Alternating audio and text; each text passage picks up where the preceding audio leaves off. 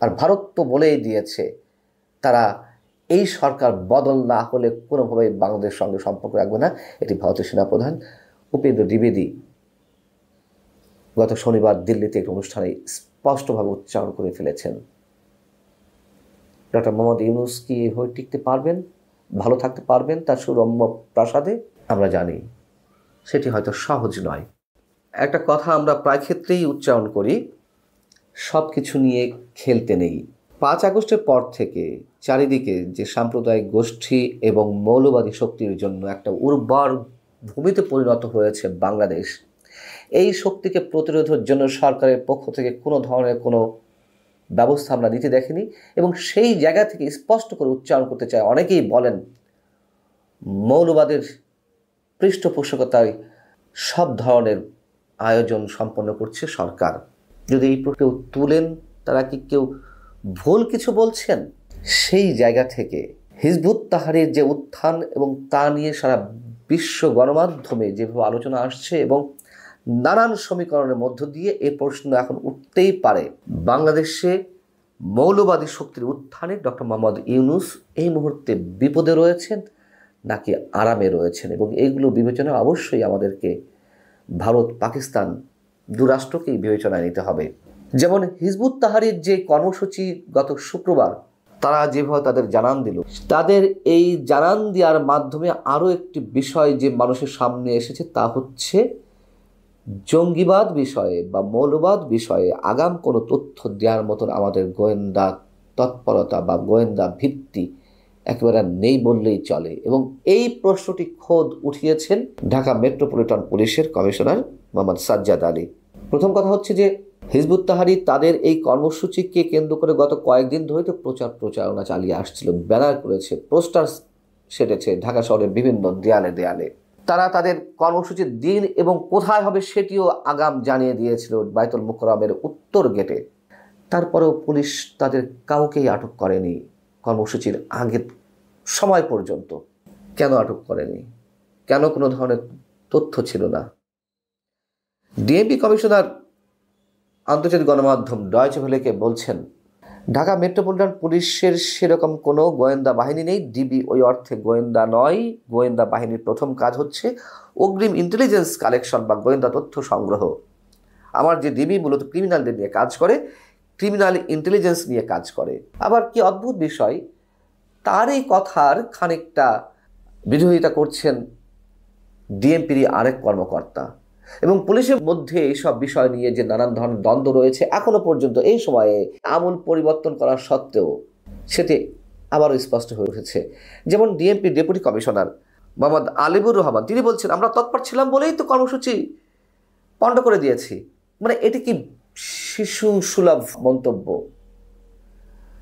তৎপর ছিলাম বুধাই পণ্ড করে দিয়েছি। আর তারা যে হাজার হাজার মানুষ উপস্থিত হলেন, কিভাবে হলেন?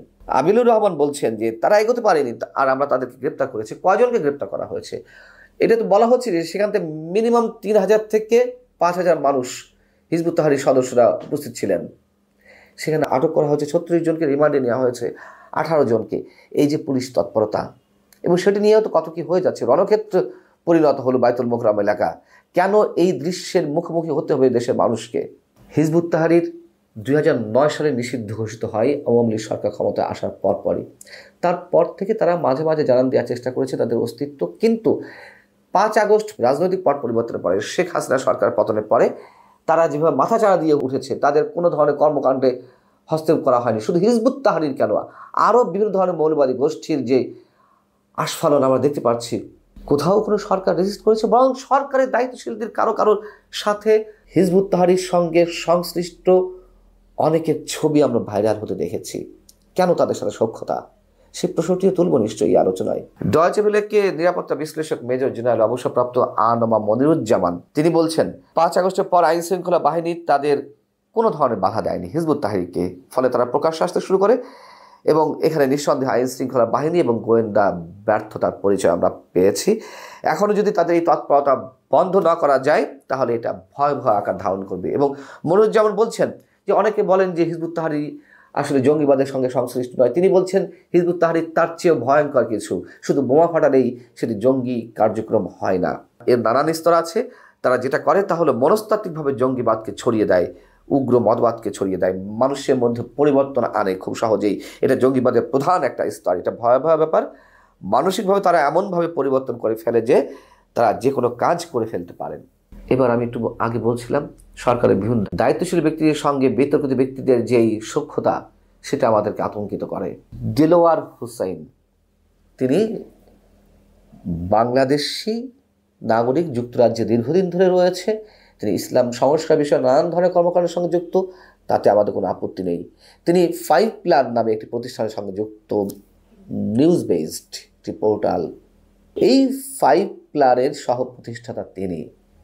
এখানে 2021 সালের মেতে হিজবুত তাহরীর যিনি চেয়ারম্যান, ব্রিটেনের চেয়ারম্যান আব্দুল ওয়াহিদের একটি নিবন্ধ প্রকাশিত হয়েছিল এবং সেটি ব্যাপক সাড়া ফেলেছিল, আলোচনা সমালোচনার জন্ম দিয়েছিল।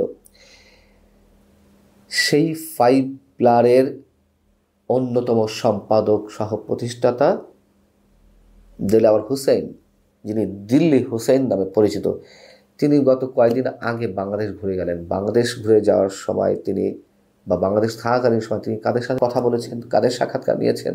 তিনি প্রধান উপদেষ্টার প্রেস সচিব মিস্টার শফিকুল আলমের সঙ্গে কথা বলেছেন, তার সাক্ষাৎকার নিয়েছেন। আমরা ছবি দেখেছি তার ফেসবুক পোস্টেই। তিনি জামায়াতের আমিরের সঙ্গে সাক্ষাৎ করেছেন, তার ইন্টারভিউ করেছেন। তিনি বৈষম্য বিরোধী ছাত্র আন্দোলন বা এখন যে জাতীয় নাগরিক কমিটির তার যে নেতারা হাসনাত আবদুল্লাহ, সার্জিস আলম, তাদের সাক্ষাৎকার নিয়েছেন, তাদের সঙ্গে ছবি তার ফেসবুকে পোস্ট করেছেন। ওয়া ফাতেমা যদিও এখন এই মুহূর্তে জাতীয় নাগরিক পার্টির সঙ্গে জড়িত নেই, তার সঙ্গেও তিনি ছবি তুলেছেন, তার সাক্ষাৎকার দিয়েছেন এবং ইউটিউব চ্যানেলে সেগুলো তিনি আপলোড করেছেন। এবং আন্তর্জাতিক গণমাধ্যম কীভাবে হিজবুত তাহরীর এই বিষয়টিকে নিচ্ছে তা আগে একটু বলে রাখি। এইটিকে কেন্দ্র করে নতুন করে যুক্তরাষ্ট্র, যুক্তরাজ্য এবং কানাডা তাদের নাগরিকদের বাংলাদেশ ভ্রমণের বিষয়ে বিশেষ সতর্কতা জারি করেছে। এগুলো কোনোটি ভালো ইঙ্গিত নয়। এবং আন্তর্জাতিক গণমাধ্যমের কথা বলছিলাম, Washington post, Deutsche Welle, Sri Lanka guardian, এরকম অসংখ্য গণমাধ্যম হিজবুত তাহরীর সম্পর্কে যেই চিত্র আমাদের সামনে তুলে ধরল গত শুক্রবার তাদের কর্মসূচি কেন্দ্র করে। এখানে প্রত্যেকটি গণমাধ্যমে বলা হচ্ছে যে 5 আগস্ট শেখ হাসিনা সরকারের পতনের পর ইসলামপন্থী বিভিন্ন সংগঠনের প্রভাব বৃদ্ধির লক্ষণ দেখা যাচ্ছে, হিজবুত তাহরীর তৎপরতা এভাবে বাড়ছে। কেউ লিখছে যে খিলাফতের জন্য মার্চ টু খিলাফত যে কর্মসূচি ছিল হিজবুত তাহরীর, সেটি নোবেল বিজয়ী ডক্টর মোহাম্মদ ইউনূসের নেতৃত্বাধীন অন্তর্বর্তী সরকারের অধীনেই ঘটল এবং এটিকে ইসলামপন্থী গোষ্ঠীগুলোর জনসমুখে আরও জায়গা করে নেওয়ার বা তাদের অবস্থানটি আরও সম্প্রসারিত হওয়ার ইঙ্গিত হিসেবে মনে করছে এই আন্তর্জাতিক গণমাধ্যমগুলো। শ্রীলঙ্কা গার্ডিয়ান যেটা লিখছে, ডক্টর মোহাম্মদ ইউনূসের অধীনে চরমপন্থীদের উত্থানের একটি বর্ণনা ঠিক এভাবে তুলে ধরছে যে এটি সম্ভবত তারা পশ্চিমা সম্পর্ক এবং আগত ট্রাম্প প্রশাসনের সাথে উত্তেজনাপূর্ণ সম্পর্কের সাথে যা জড়িত, সেইখান থেকে বাংলাদেশের প্রতি মার্কিন নীতিতে, অর্থাৎ ট্রাম্পের যেই যুক্তরাষ্ট্র এবং পশ্চিমা বিশ্ব, এটির সঙ্গে বাংলাদেশের যে সম্পর্ক ছিল ডক্টর মোহাম্মদ ইউনূস আসার পরে যে পরিবর্তিত পরিস্থিতি, সেখান থেকে এইসব রাষ্ট্রের সঙ্গে সম্পর্কে পরিবর্তন আনতে পারে। আর ভারত তো বলেই দিয়েছে তারা এই সরকার বদল না হলে কোনোভাবেই বাংলাদেশের সঙ্গে সম্পর্ক রাখবে না।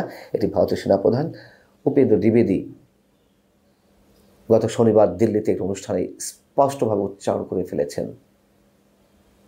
ডক্টর মোহাম্মদ ইউনূস কি এভাবে টিকতে পারবেন, ভালো থাকতে পারবেন তার সুরম্য প্রাসাদে?